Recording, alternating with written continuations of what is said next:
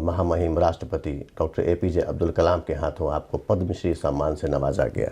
Doctor Vijay Prakash के जीवन में क्या बदलाव आया? मुझे एक ऐसे राष्ट्रपति के हाथ से मिला जी, जो राष्ट्रपति खुद बहुत एकम्प्लिश साइंटिस्ट थे, जी, सही और जल्द इलाज हो सके ये माइंड में रखते हुए इस अस्पताल की स्थापना की गई, ताकि आम लोग की भी जो पहुंच है वो बिग हॉस्पिटल तक बन सके। जी।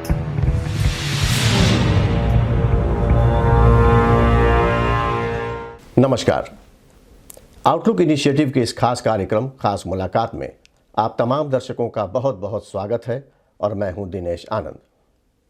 आप सभी जानते हैं कि आउटलुक ग्रुप पिछले कई सालों से अपनी कई पत्रिकाओं का सफलतापूर्वक प्रकाशन करता आ रहा है, जिनमें आउटलुक हिंदी, आउटलुक इंग्लिश जो ग्रुप की नेशनल न्यूज़ मैगजीन है, इसके अलावा outlook business, outlook money, outlook traveller, outlook splurge.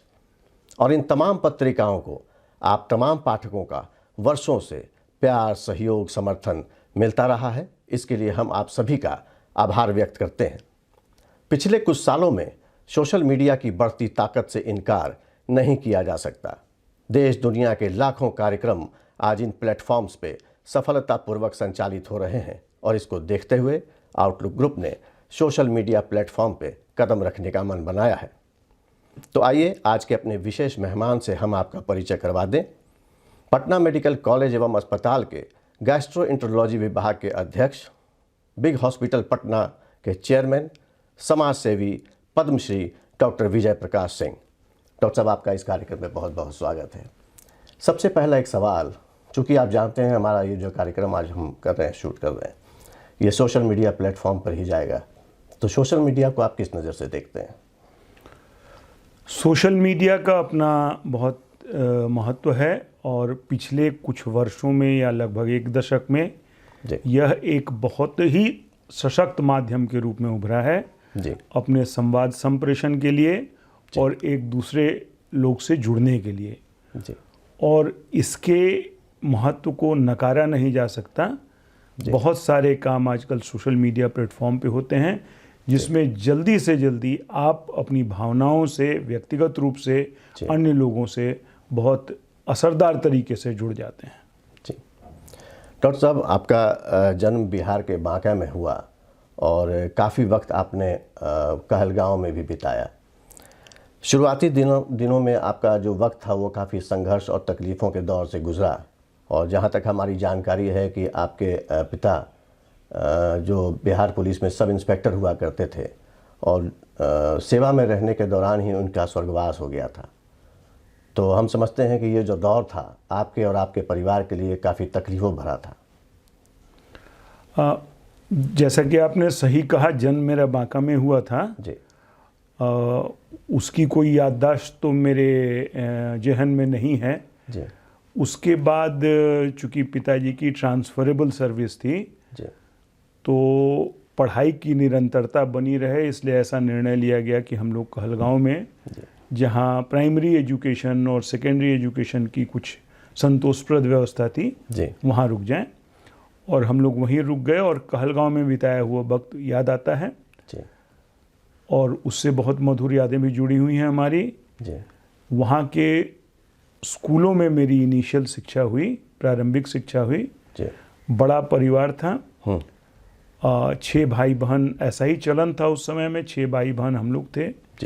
पढ़ाई की सुविधा के लिए 2 कज़न्स हमारे साथ रहते थे। तो समायु के 7-8 लोग एक साथ थे, तो एक दूसरे तरह का जोश, एक दूसरे तरह का माहौल रहता था। और कमियां, आर्थिक कमियां और आर्थिक लाचारी तो बहुत थी, मगर उसका कभी अनुभव नहीं हो पाया। और उस मुफलिसी में भी कुछ संगत ऐसी थी, कुछ वातावरण ऐसा था कि दूसरे ही चीज़ ज़्यादा महत्वपूर्ण लगते थे। और हम लोग उसका बुरा अनुभव न करके अपने अपने काम में व्यस्त रहते थे। सौभाग्य से सब कोई पढ़ाई में अच्छे थे और यही उद्देश्य था वहाँ रहने का, और सब कोई पढ़ाई में अच्छा कर रहे थे, इसलिए असंतोष आर्थिक न हो के एक संतोष का वातावरण हर जगह रहता था। और इनिशियल तैयारी भी हमने वहीं की। 7वीं होने के बाद बहुत कम दिन के लिए मैं रांची के सेंट जॉन्स में रहा 1 साल के लिए जी। इस बीच नेत्रहाट की परीक्षा हुई और नेत्रहाट आवासीय विद्यालय उस समय में बिहार का सर्वश्रेष्ठ आवासीय विद्यालय माना जाता था। सौभाग्य से प्रवेश परीक्षा में मैं चुना ही नहीं गया जी। बल्कि पूरे बिहार में मेरा सर्वप्रथम स्थान था। जी जी। और वो करके फिर 1965 में जनवरी में नेत्रहाट स्कूल में मेरा एडमिशन हो गया। जी।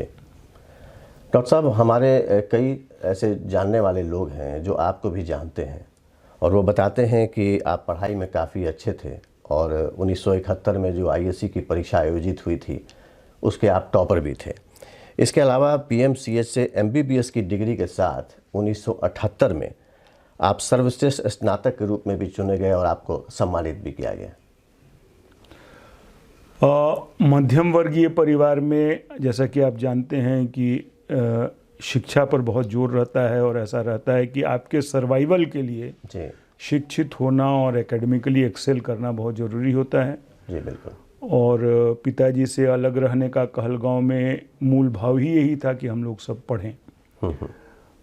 इसका उचित फल भी मिला। जी। जैसा कि मैं आपको बता रहा था कि 1965 में मैं चुन के 65-66 में चुन के मैं नेत्रहाट स्कूल चला गया। जी। प्रवेश परीक्षा में भी पूरे राज्य में मेरा प्रथम स्थान था। जी। जब 1971 में हमारी वहाँ से परीक्षा हुई, बोर्ड की परीक्षा हुई हायर सेकेंडरी में, तो कतिपय कारणों से जिनकी मैं चर्चा अभी नहीं करना चाहूँगा, जी, मैं बिहार में मेरा 2nd पोजीशन था बोर्ड में। इसके बावजूद स्कूल ने मुझको सर्वोत्तम छात्र का मेडल दिया। जी। 1 साल रांची में सेंट जेवियर्स में पढ़ा, जहाँ से फिर दोबारा मैं फर्स्ट क्लास फर्स्ट रहा आईएससी में। जी। और 72 से 78 तक का सफ़र मेरा पटना मेडिकल कॉलेज में रहा। 1.5 साल जयप्रकाश नारायण जी के आंदोलन के चलते वो एकेडमिक सेशन डिले हो गया था। जी। 78 में मैंने जब एमबीबीएस पास किया तो यहाँ का भी मैं कॉलेज बेस्ट घोषित किया गया। जी। दुर्भाग्य से पटना मेडिकल कॉलेज में एडमिशन के साल ही 72 में ही जी। पिताजी की अकाल मृत्यु हो गई। जी। वो समय बड़ा ही क्रिटिकल था। कष्टदायक था। जी, कष्टदायक था। कष्टदायक से ज़्यादा अनसर्टेनिटी, अनिश्चितताओं से भरा दौर था। जी। एकमात्र परिवार में अर्निंग मेंबर हमारे बड़े भाई थे जिनकी उम्र मात्र 24 साल की थी। जी। और बड़ा परिवार था, बहनों की शादी का भार था। उस वक्त आप कितने सालों के रहे हो? उस वक्त मैं 18 साल का था। जी। बड़े 17 साल का था। मेरे बड़े भाई हमसे लगभग 7 साल बड़े हैं। जी। तो तब से भगवान की कृपा से सब चीज़ का निर्वहन होता गया। जी। और उन्होंने ही मुझे पुत्रवत पाला, मेरा ये किया। सौभाग्य से नेशनल मेरिट स्कॉलरशिप मिल गया था, तो उससे कुछ आर्थिक संबल मिला था। डॉक्टर साहब, राष्ट्रीय परीक्षा बोर्ड से आपने एनबीई में डिप्लोमा हासिल किया और उच्च शिक्षा हासिल करने के इरादे से आप लंदन गए और रॉयल कॉलेज ऑफ फिजिशियन में आपने एडमिशन लिया, वहाँ दाखिला लिया। यहाँ से एमआरसीपी की डिग्री हासिल करने के बाद डॉक्टर विजय प्रकाश ने अपने जीवन में क्या बदलाव महसूस किया? जैसा कि अभी हम लोग बात कर रहे थे, मैंने आपको बताया कि 78 में मैं यहाँ से निकला। उसके बाद एक महत्वपूर्ण मुकाम आया मेरा चंडीगढ़ के पोस्ट ग्रेजुएट इंस्टीट्यूट में पोस्ट ग्रेजुएशन में सिलेक्शन होना। जी। और वहाँ की 3-4 साल की अच्छी ट्रेनिंग ने मुझको प्रोफेशनल करियर में के लिए काफ़ी सशक्त रूप से तैयार किया। जी। वहाँ से पास करने के बाद नेशनल बोर्ड ऑफ एग्जामिनेशन पास करना एक additional feather in the cap था। जी। मगर उसमें कोई डिफ़िकल्टी नहीं आई थी, उसमें कोई कठिनाई नहीं आई थी। फिर चूंकि एमआरसीपी का बहुत क्रेज़, बहुत वैल्यू माना जाता था, इसलिए मैं साल भर के लिए लगभग लंदन चला गया, इंग्लैंड चला गया। जी। सौभाग्य से 4 महीने की अल्प अवधि में ही मैंने एमआरसीपी हासिल कर लिया, जो कि थोड़ा सा दुष्कर होता है लोगों के लिए। इंग्लैंड की दुनिया कल्चरल रूप से, जी, साइंटिफिक प्रोग्रेस के रूप से जी वातावरण के रूप से, सुख सुविधाओं के रूप से एक दूसरी ही दुनिया ने। जी उस समय दूसरी दुनिया थी। आजकल बहुत सारी चीज़ आप देखते हैं, प्रोग्रेस इतना हो गया है कि बहुत वो गैप इंग्लैंड और इंडिया के बीच में कम रह गया है। और इसमें फिर सोशल मीडिया का बहुत सशक्त योगदान है। जी बिल्कुल। मगर उस समय जबकि फ़ोन, सेलुलर फ़ोन भी नहीं था, जी तो उस समय ये डिफरेंस कल्चरल, रिसोर्सेस का, वातावरण का बहुत ही ज़्यादा था। जी बिल्कुल। और उस समय इंग्लैंड की दुनिया हम लोगों को बिल्कुल अलग लगती थी। जी बहुत प्रलोभन था, बहुत आर्थिक स्तर वहाँ का डिफरेंट था, जी और बहुत सारे लोग इसी लालच में पड़ के वहाँ रह भी जाते हैं, इस सुविधा को छोड़ के आना नहीं चाहते। चूँकि मैंने बहुत अल्प अवधि में किया था MRCP, तो इसकी चर्चा हेल्थ अथॉरिटी में हो गई थी। और उन लोगों ने मुझको बहुत सारे ऑफ़र दिए कि तुम यहाँ रुक जाओ, तुम्हें आगे का पोस्ट देते हैं, तुम्हारा करियर भी यहाँ अच्छा रहेगा। जी मगर कुछ कारणों से मेरे मन में लगभग ये दृढ़ था, निश्चय था मैं कि नहीं, करियर तो मुझको इंडिया में ही बनाना है और यहीं वापस आना है। बिल्कुल, और यहीं सेवा करनी है। जी, यहीं रहना है फिर। बिल्कुल। दोस्तों, अब वक्त हो चला है एक ब्रेक का। ब्रेक के बाद हम फिर वापस लौटेंगे और पद्मश्री डॉक्टर विजय प्रकाश सिंह के साथ इस कार्यक्रम को आगे भी जारी रखेंगे। आप बने रहिए हमारे साथ। एक कामयाब इंसान यूं ही कामयाब नहीं होता। संघर्ष, सूझबूझ और कड़ी मेहनत के साथ सालों बीत जाते हैं और तब जाकर कहीं बनती है पहचान। आउटलुक डिजिटल के मंच पर बिहार के ऐसे ही कुछ आइकन से अब हम करवाएंगे आपकी मुलाकात, खास मुलाकात वरिष्ठ पत्रकार दिनेश आनंद के साथ।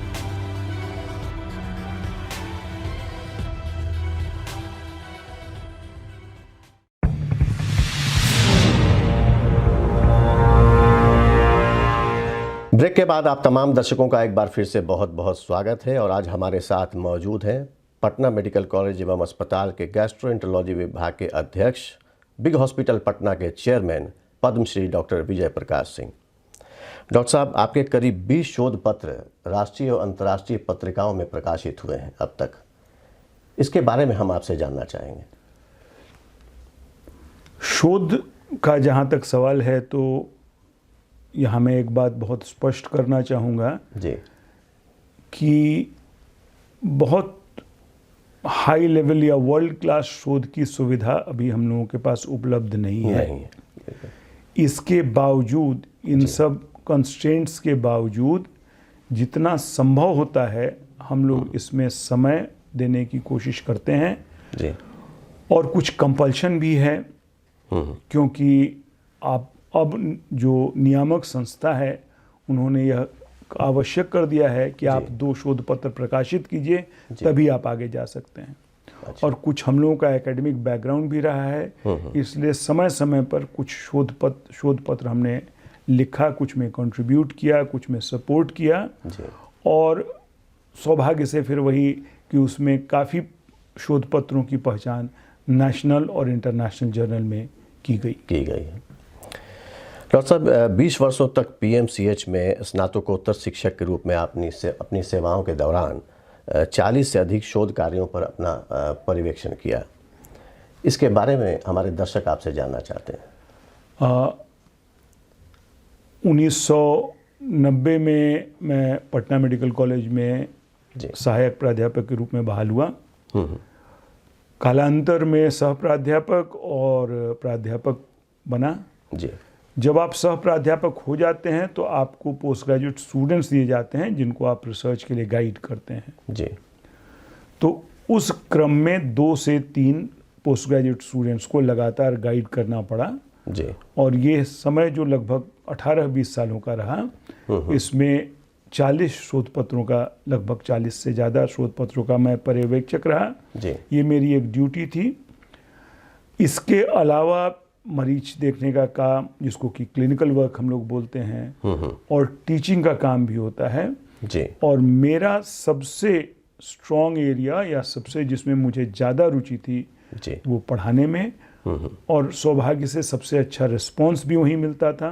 और इस रूप में पढ़ा, एक शिक्षक के रूप में मैंने काफ़ी कंट्रीब्यूट किया जी।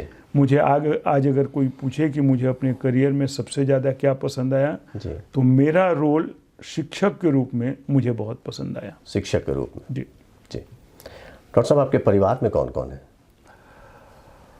अभी तो मेरे परिवार में मेरी धर्मपत्नी हैं जो कि community medicine department Patna medical college में हेड हैं जी।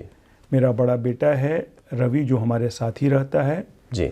मेरी बेटी है रितु जी। जो इंदिरा गांधी इंस्टीट्यूट के क्रिटिकल केयर मेडिसिन में सह प्राध्यापक है जी। और मेरे दामाद हैं डॉक्टर साकेत जी। जो गैस्ट्रोइंटेस्टिनल सर्जरी में इंदिरा गांधी इंस्टीट्यूट में सह प्राध्यापक हैं। जी। मेरे अपने भाई बहन सब लोग हैं। एक दिल्ली में रहती हैं बहन, एक इंग्लैंड में रहती हैं, 2 रांची में रहते हैं और 2 लोग हम लोग पटना में रहते हैं। डॉक्टर साहब, वैसे तो हम सभी जानते हैं कि कई प्रतिष्ठित अवार्ड्स आपके नाम हैं, लेकिन 2003 में चिकित्सा विज्ञान के क्षेत्र में किए गए उत्कृष्ट कार्यों को देखते हुए भारत के तत्कालीन महामहिम राष्ट्रपति डॉक्टर APJ अब्दुल कलाम के हाथों आपको पद्मश्री सम्मान से नवाजा गया। तो इस सम्मान के बाद डॉक्टर विजय प्रकाश के जीवन में क्या बदलाव आया? और इससे जुड़ा एक और सवाल कि अब तक जितने भी लोगों को बिहार में यह सम्मान मिला है, क्या उन सभी लोगों में डॉक्टर विजय प्रकाश को यह सम्मान सबसे कम उम्र में मिला है? चिकित्सा के क्षेत्र में बिहार में निश्चित ही मैं सबसे कम उम्र का व्यक्ति था जिसे इस सम्मान से सम्मानित किया गया। जी। यह मेरा सौभाग्य है। जी, बहुत बड़ी बात है। और इसका कारण ये बना कि गैस्ट्रोएंटरोलॉजी नाम की सुपर स्पेशलिटी यहाँ नहीं थी। मैं जब आया तो मैं एक माध्यम बना इस सुपर स्पेशलिटी को इंदिरा गांधी इंस्टीट्यूट में, जी। बाद में पटना मेडिकल कॉलेज में और फिर प्राइवेट में शुरू कर उसको आगे बढ़ाने का। जी। इसी के रिकॉग्निशन में केंद्र सरकार ने ये निर्णय लिया था और ये मेरा और भी ज़्यादा सौभाग्य है जी। कि मुझे एक ऐसे राष्ट्रपति के हाथ से मिला जी। जो राष्ट्रपति खुद बहुत एकम्प्लिश्ड साइंटिस्ट थे जी। और बहुत सारे लोगों को के और हम जैसे लोगों के रोल मॉडल भी रह चुके हैं। बिल्कुल। मिलने के बाद आपने पूछा कि क्या परिवर्तन आया या क्या महसूस किया। जी। तो गर्व और खुशी दोनों होती है। बिल्कुल। और इसके बाद थोड़ी ह्यूमिलिटी आती है और थोड़ी सेंस ऑफ रिस्पॉन्सिबिलिटी आती है कि अब समाज के लिए और लोगों के लिए आपका दायित्व और बड़ा हो जाता है और समाज की अपेक्षा आपसे और ज़्यादा हो जाती है जिस पे आपको खरा उतरना है। बिल्कुल। दोस्तों, वक्त हो चला है एक ब्रेक का। ब्रेक के बाद हम फिर वापस लौटेंगे और पद्मश्री डॉक्टर विजय प्रकाश सिंह से इस चर्चा को आगे भी जारी रखेंगे। आप बने रहिए हमारे साथ।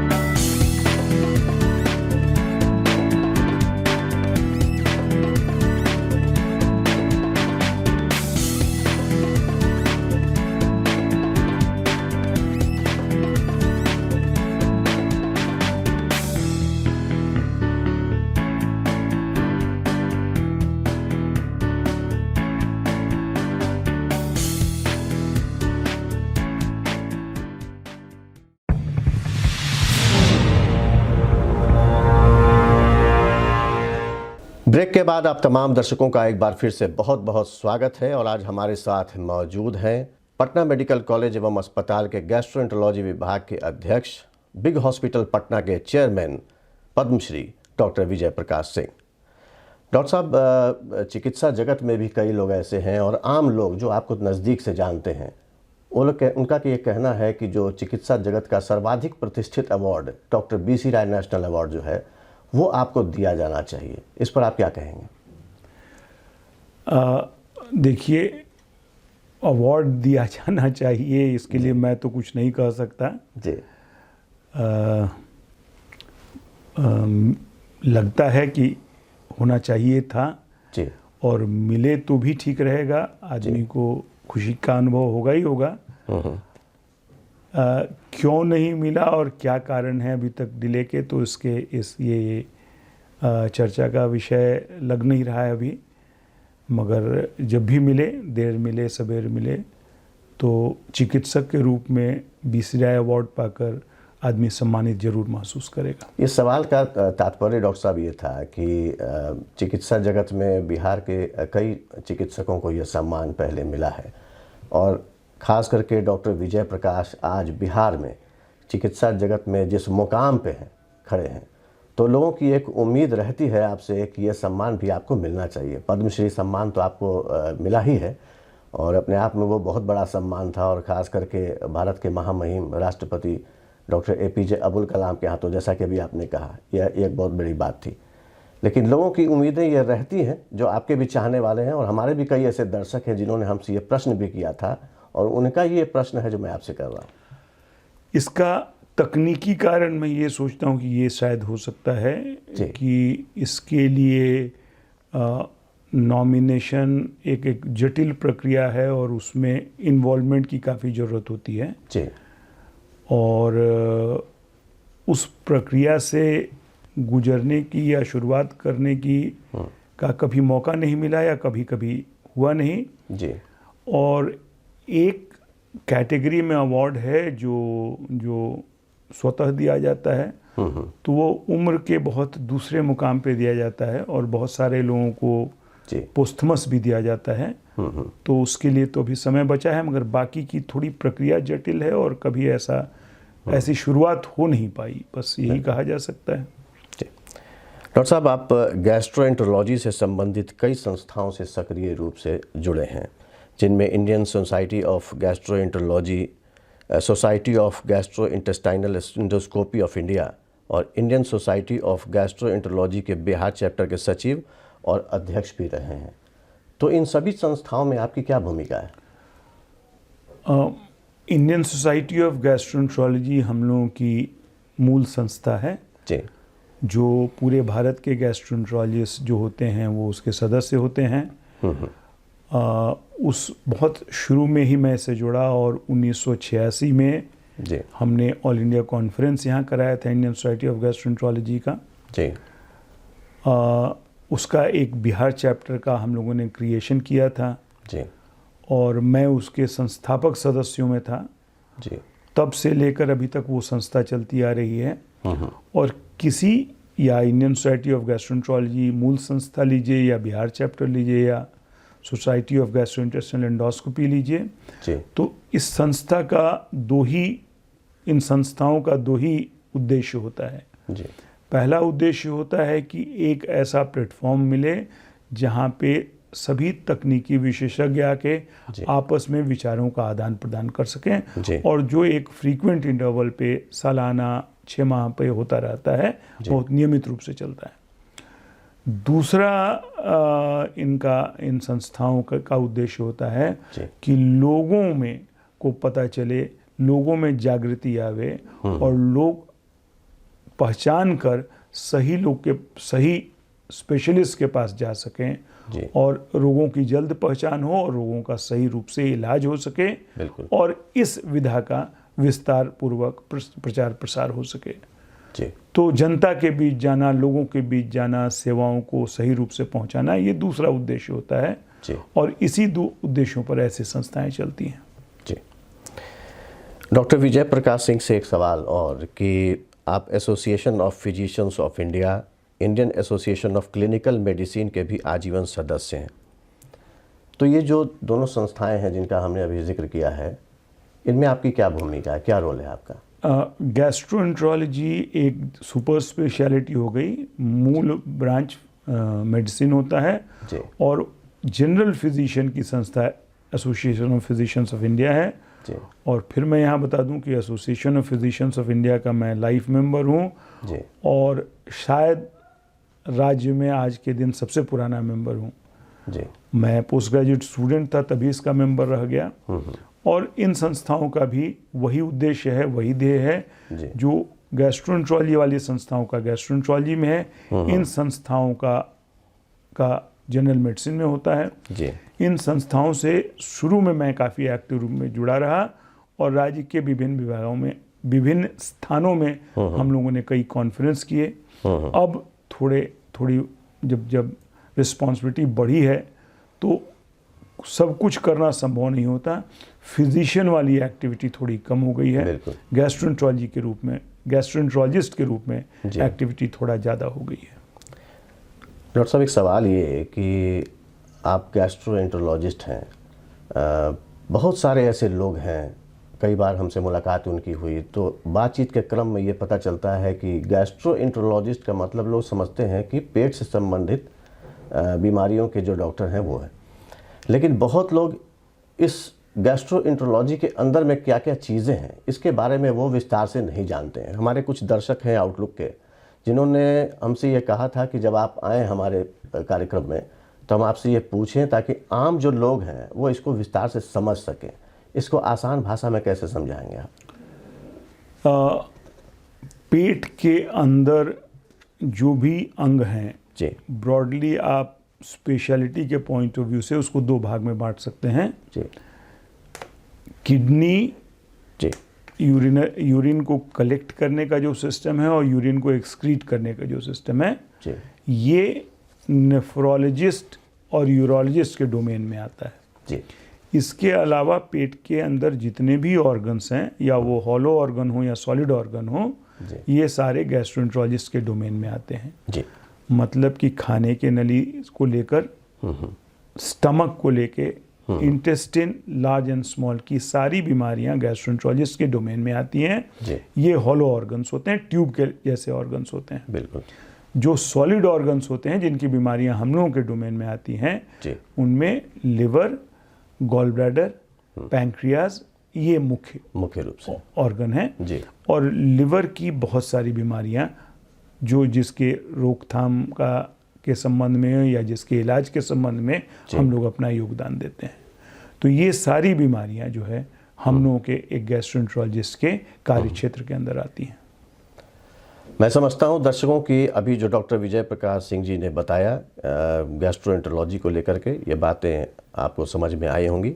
अभी वक्त हो चला है एक ब्रेक का। ब्रेक के बाद हम फिर वापस लौटेंगे और डॉक्टर विजय प्रकाश सिंह के साथ इस चर्चा को आगे भी जारी रखेंगे। आप बने रहिए हमारे साथ। कुछ घड़ियां तो केवल वक्त ही बताती हैं, तो कुछ घड़ियां इंसान को उसका वक्त। बदलते वक्त के साथ जो बिना हारे बिना थके निरंतर चलता जाता है, उसे तो मिल जाती है मंजिल, और मंजिलों पर पहुंचने वाले चंद खास शख्सियतों से अब हम करवाएंगे आपकी मुलाकात।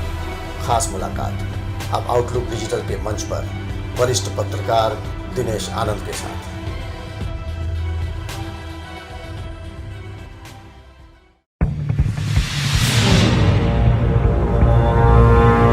ब्रेक के बाद आप तमाम दर्शकों का एक बार फिर से बहुत बहुत स्वागत है। और आज हमारे साथ मौजूद हैं पद्मश्री डॉक्टर विजय प्रकाश सिंह।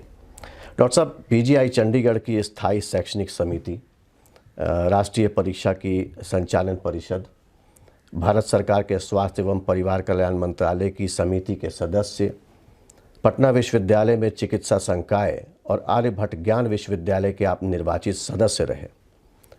तो इन समिति के सभी सदस्यों के तौर पर आपका क्या योगदान रहा इसमें? पीजीआई की जो स्टैंडिंग कमेटी थी उसका मैं सदस्य निर्वाचित हुआ, मनोनीत हुआ बल्कि कहिए। दुर्भाग्य से उसकी कोई मीटिंग नहीं हो पाई जी। उसके बाद मैं नेशनल बोर्ड ऑफ एग्जामिनेशन के गवर्निंग काउंसिल का 2001 में सदस्य बना जी। और उस समय उस रूप में हम लोगों ने काफ़ी योगदान किया। ट्रांसपेरेंसी लाना जी, एक्रेडिटेशन में एक सिस्टम पे करना एक्रेडिटेशन इंस्टीट्यूशन का जी, और इंस्टीट्यूशन का इंस्पेक्शन करना ताकि वो इसको जो उनको डिग्री अवार्ड करने की का जो फैसिलिटी दी जाती है उसको मिसयूज़ न करें। और नेशनल बोर्ड ऑफ एग्जामिनेशन के जो डिप्लोमेट कैंडिडेट होते हैं उनको स्टाइपेंड मिले इंस्टीट्यूशन द्वारा, ये कार्य हम लोगों के समय में ही हुआ। अच्छा। और इसमें मैंने काफ़ी सक्रिय भूमिका निभाई। इसके बाद मैं मेडिकल काउंसिल ऑफ इंडिया में उसके एग्जीक्यूटिव में बहुत दिन तक रहा जी। और मेडिकल कॉलेज के रिकॉग्निशन में, मेडिकल कॉलेज के स्तर के शैक्षणिक स्तर को बढ़ावा देने के लिए, मेडिकल कॉलेज की मॉनिटरिंग डिजिटल मोड में करने के लिए जी इन सब में हम लोगों ने काफ़ी सक्रिय भूमिका निभाई। जी मैं पटना यूनिवर्सिटी में जब Patna medical college Patna university में हुआ करता था जी तो उसके सीनेट और सिंडिकेट दोनों का सदस्य रहा और उसमें मेडिकल कॉलेज और यूनिवर्सिटी के बीच लियाजन करने में, जी मेडिकल कॉलेज की परीक्षाएं नियमित रूप से हो सके और उससे भी ज़्यादा कि परीक्षा हो जाने के बाद रिज़ल्ट लोगों को सही समय पर मिल सके ताकि सेशन में कोई डिले ना हो और फाइनल ईयर पास करने के बाद उन लोगों का रजिस्ट्रेशन टाइम से हो सके। इसमें मैंने काफ़ी सक्रिय भूमिका निभाई। जी आर्यभट्ट ज्ञान विश्वविद्यालय के एग्जीक्यूटिव कमेटी में मेरा कार्यकाल बहुत छोटा रहा और बहुत ही नवजात था आर्यभट्ट ज्ञान विश्वविद्यालय उस वक्त जी। इसलिए ऐसा कुछ नहीं हो सका, कुछ इसके पहले हम लोग कर पाए, कुछ सब्सटेंशियल। हम लोगों का कार्यकाल छोटा होने के चलते समाप्त हो गया जी। मगर फिर वही परीक्षा को, चूंकि आर्यभट्ट विश्वविद्यालय नया खुला था तो परीक्षाएं सुचारू रूप से हो सके जो यूनिवर्सिटी का काम है और रिजल्ट सही समय पर निकल सकें और परीक्षाओं में कोई गड़बड़ी ना हो, इस संबंध में मेरी भूमिका काफ़ी एक्टिव रही थी। डॉक्टर साहब, एक सवाल कि बिग हॉस्पिटल की स्थापना के पीछे आपकी क्या सोच रही, और इससे जुड़ा एक सवाल कि बिग हॉस्पिटल में ऐसी कौन सी वो सुविधाएं हैं जिससे मरीजों का पलायन रोका जा सके? सरकारी अस्पताल में बहुत सारी सुविधाएं हैं, बहुत सारी व्यवस्थाएं हैं और बहुत सारे प्लस पॉइंट्स हैं जी। इंस्टीट्यूशन में जो इलाज होता है क्वालिटेटिवली उसके एट पार हो सके और किसी बात के लिए गैस्ट्रोएंटरोलॉजी में खासकर उनको राज्य से बाहर जाने का कोई कंपल्शन नहीं हो। चॉइस से लोग जा सकते हैं मगर कोई कंपल्शन ना हो, कोई सुविधा जो दूसरे जगह उपलब्ध है यहाँ भी हो। दूसरी बात जो हम लोगों ने कंसिडर किया वो ये कंसिडर किया कि चूंकि बिहार एक लो इनकम वाला राज्य है इसीलिए राष्ट्रीय स्तर पर जो खर्च आते हैं प्राइवेट अस्पताल में उसकी तुलना में आपका खर्च काफ़ी अफोर्डेबल प्राइस में आपका इलाज यहाँ पे हो सके। बिल्कुल।